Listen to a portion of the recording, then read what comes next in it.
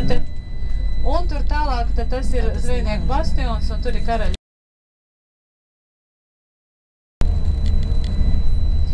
Nu jā, parlamentu diemžēl mēs nevaram. Jā, un šis ir Elizabetes tilts. Elizabetes tiltas, par kuri dabar važiojam. Ļoti skaists ir arī Ķēžu tilts, kuru rotā lauvas, un šīs lauvas ir bez mēlēm. Tur ir atkal atsevišķi stāsts par to.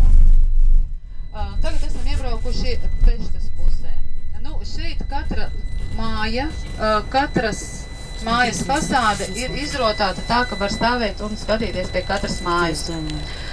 Čia kiekvieno namo fasādas yra tiek padailintas, tiek gražus, kad galima stebėtis į kiekvieną. Čia yra labai daug eklektikos ir pastatyta. Ļoti daudz mājas ir eklektikas stilā. Nu, tas ir tāds samistrojums kopā un jūgens stila. Ir ļoti, ļoti interesanti. Un ir vērts tā, groziet galvu pa labi un pa kreisi un visu redzēsiet. Tāpat šeit ir arī Vaca iela slavenā. Tā ir Kājnieku iela, pa kuru var pastaigāties.